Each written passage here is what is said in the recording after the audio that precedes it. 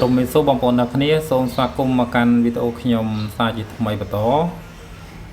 ក្នុងវីដេអូនេះដែរខ្ញុំនឹងចែកម្លែកបងប្អូនពីអត្ថប្រយោជន៍នៃត្រីឆ្កោកចំពោះសុខភាពវាជួយដល់សុខភាពរបស់យើងណាហើយពាក់ព័ន្ធជាមួយនឹងត្រីឆ្កោកនេះគឺជាប្រភេទត្រីទឹកសាបមួយប្រភេទដែលប្រជាជនខ្មែរយើងនិយមយកមកធ្វើជាម្ហូបអាហារដូចជាខស្លម្ជូរឬក៏បំពងអីជាដើមហើយក្រៅពីមានរសជាតិឆ្ងាញ់និងសាច់វាទន់ល្អត្រីឆ្កោកនេះក៏វាផ្ដល់នៅអត្ថប្រយោជន៍ជាច្រើនចំពោះសុខភាពផងដែររួមមានដូចជាវាសម្បូរទៅដោយប្រូតេអ៊ីនខ្ពស់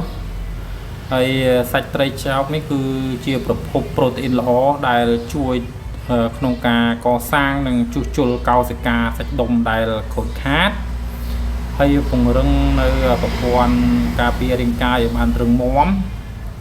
ហើយមួយទៀតគឺវាផ្ដល់នៅអាស៊ីតខ្លាញ់ល្អអូមេហ្គា3ទោះបីជាវាជាត្រីទឹកសាបប៉ុន្តែវាមានផ្ទុកនៅអាស៊ីតខ្លាញ់អូមេហ្គា3ដែលមានតួនាទីសំខាន់ក្នុងការជួយកាត់បន្ថយជាតិខ្លាញ់អាក្រក់និងការពារសុខភាពបេះដូងណាហើយវាជំនួយទៅដល់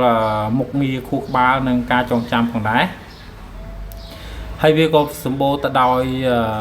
វីតាមីនរ៉ែខនិកសំខាន់ហើយការទទួលទានត្រីឆ្កោកវាជួយផ្ដល់នៅដូចជាវីតាមីន D និងកាល់ស្យូមជួយពង្រឹងឆ្អឹងនិងធ្មេញឲ្យបានរឹងមាំហើយមួយទៀតគឺវីតាមីន B12 ជំនួយទៅដល់ប្រព័ន្ធប្រសាទនិងការផលិតគ្រាប់ឈាមក្រហមហើយក៏វាមានជាតិដែកនិងស័ង្កសីវាជួយការពារស្លេកស្លាំងនិងជំនួយទៅដល់ស្បែកនិងសក់ណាហើយមួយទៀតគឺវាងាយរំលាយនិងល្អសម្រាប់ការចងក្រងទម្ងន់ចឹងបងប្អូនដែលពាក់ព័ន្ធជាមួយនឹងការគ្រប់គ្រងទម្ងន់សម្រកទម្ងន់ណាចឹងត្រី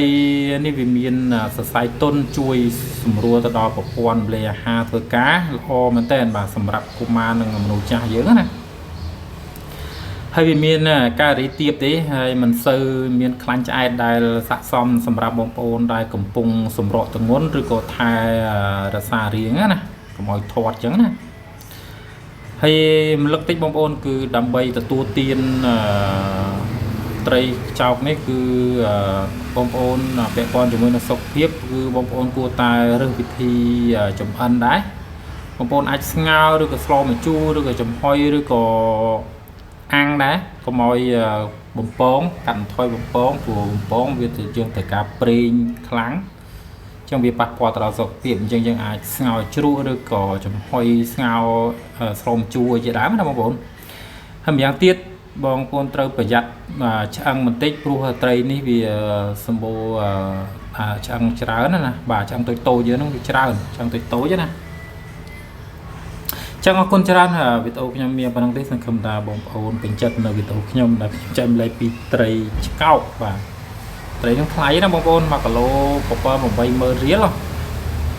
ចឹងអរគុណច្រើនបងប្អូនយើងជួបគ្នានៅវីដេអូក្រោយបន្តទៀតបាទ